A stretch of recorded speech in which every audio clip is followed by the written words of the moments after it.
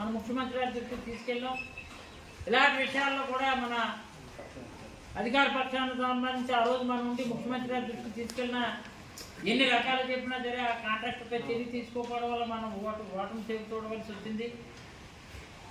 అయినప్పుడు కూడా నేను డిమాండ్ చేస్తూ ఆ రోజు సొంత డబ్బులతో సుమారు 2 కోట్లు పిఎస్పేట రోడ్డుకి 50 లక్షలు కానీ ఈ రోడ్డుకి 89 లక్షలు కానీ ఇవన్నీ కూడా సొంత డబ్బు 2 కోట్లు ఖర్చు పెట్టి ఇచ్చాం. ఆ బిల్లులో వచ్చినప్పుడు వాళ్ళు ఇస్తారా తెస్తారా అది తర్వాత విషయం. ఇంతవరకు సింగిల్ ఎంపీ వాళ్ళైతే ఈ 2 నెలల నుంచి అడుగుతున్నా సరే రూపాయి ఇవ్వలేదు. మరి ఈరోజు ఎలాంటి రోడ్లు ఇప్పుడు ఇంకా ఈ 2 నెలలు కూడా ఇంకా దారుణంగా గొయ్యలు పెద్ద పెద్ద గోతులు అయిపోయాయి. వడ్డా దగ్గర కానీ మేడివాడ దగ్గర కానీ రాలేని పరిస్థితులు ఏర్పడ్డాయి. వీటిపై తెలుగుదేశం నాయకులు మీకు అధికారం వచ్చింది, అధికారంలో ఉన్నారు కాబట్టి ఇలాంటి రోడ్లపై దృష్టి కేంద్రీకరించండి, ప్రజామన్నలు పొందండి. నేను 3 సంవత్సరాలుగా రోడ్ల గురించి యుద్ధం చేసినా సరే నా మాట సఫలీకృతం అవకే ఈ రోజు మాటలు తెలుసుకోవడానికి వచ్చిందని కూడా నేను అంగీకరించి ప్రజలుగా ముందుగా మీకు తెలియజేస్తున్నాను. కొన్ని వ్యవస్థాపరంగా కొన్ని లోపాలు ప్రభుత్వం తీసుకున్న నిర్ణయాల వల్ల అవి చాలా ఫలితాలు అయితే అయ్యేటప్పుడు ఎటువంటి సందేహం లేదు. లేకపోతే 42,000 మెజార్టీ వచ్చిందంటే నేను మానభంగాలు చేస్తానా, లేదంటే ఇక్కడ కుంభకోణాలు చేస్తానా, లేదా ప్రభుత్వ ఆస్తులు కానీ నేనేమో మొత్తం టెంకేటింగ్ చేసుకున్నానా.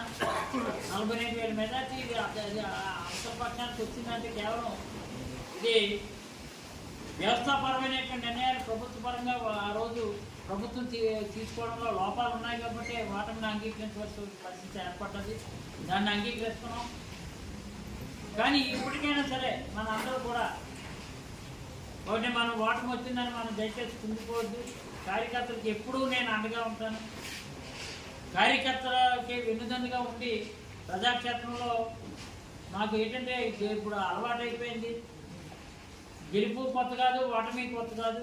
ఇప్పటికి 5 సార్లు శాసనసభ్యులుగా పోటీ చేసిన తర్వాత 3 సార్లు ఓటమి చేసి చూసాం, 2 సార్లు గెలిచాం. అందుకని కార్యకర్తలకు అండగా ఉండి కార్యకర్తలకు ఎటువంటి ఇబ్బంది కలిగినా సరే వైఎస్ఆర్ కాంగ్రెస్ పార్టీ కానీ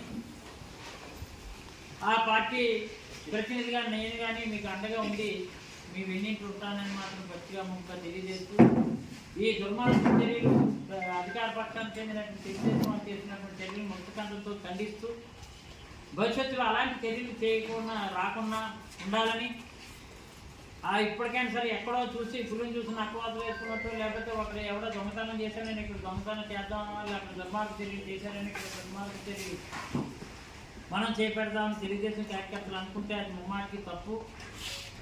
ఇలాంటివి నిన్న చిరపాకిలో జరిగినటువంటి దళితులపై జరిగినటువంటి దమనకాండ అవ్వచ్చు, అలాగే ఈరోజు జానకిరాంపురం, బలిసిపాలెం, జేనాడిపాలెంలో వైఎస్ఆర్ కాంగ్రెస్ పార్టీ కార్యకర్తలపై జరిగినటువంటి తెలుగుదేశం చేసినటువంటి దుశ్చర్యలు అవ్వచ్చు, శిలాపలకాలు ధ్వంసం చేసే కార్యక్రమాలు వైచర్పాలెం లాంటి గ్రామాల్లో చేసినటువంటి దుశ్చర్యలు అవ్వచ్చు, ఇలాంటివి మాత్రం ఖండిస్తూ అవి మళ్ళీ పునరావృతం కాకూడదని మీరు తెలుగుదేశం వారి కార్యకర్తలు కూడా పెద్ద తరహాగా పెద్ద మనిషిగా గౌరవాన్ని తెచ్చుకునే విధంగా ప్రవర్తన మార్చుకోవాలని మాత్రం పత్రికాముఖంగా మీకు హెచ్చరిస్తూ మరి రేపు జరుగుతున్నటువంటి వైఎస్ఆర్ కాంగ్రెస్ పార్టీ జయంతి కార్యక్రమాలు మనందరూ కూడా ఘనంగా చేయాలి. నేను పోలవరంలో జరుగుతున్నటువంటి పత్తూరు జంక్షన్లో జరిగినటువంటి కార్యక్రమం కానీ, లేదు గాంధీగ్రామంలో జరుగుతున్నటువంటి కార్యక్రమాల్లో కానీ ఇలాగే వీటిల్లో పోలవరం మండలంలో పార్టిసిపేట్ చేస్తాను. అలాగే మా ఎంపీపీలు కానీ జడ్పీటీసీలు కానీ ఆయా మండల స్థాయిలో కొంచెం రాజశేఖర రెడ్డి గారి జయంతి కార్యక్రమాలు ఘనంగా చేసి పోలవరం తాలూకా, ఎందుకంటే అవునన్నా కాదన్నా రాజశేఖర రెడ్డి గారి దగ్గర నుంచి మనం అందరం కూడా కలిసి ప్రయాణం చేస్తూ ఆయన వెన్నింటి ఉన్నాం కాబట్టి ఆయనకు ఘనమైన నివాళులు అర్పించవలసిందిగా కార్యకర్తలకి, నాయకులకి, పెద్దలకి అందరూ కూడా తెలియజేస్తూ సెలవు తీసుకుంటాం.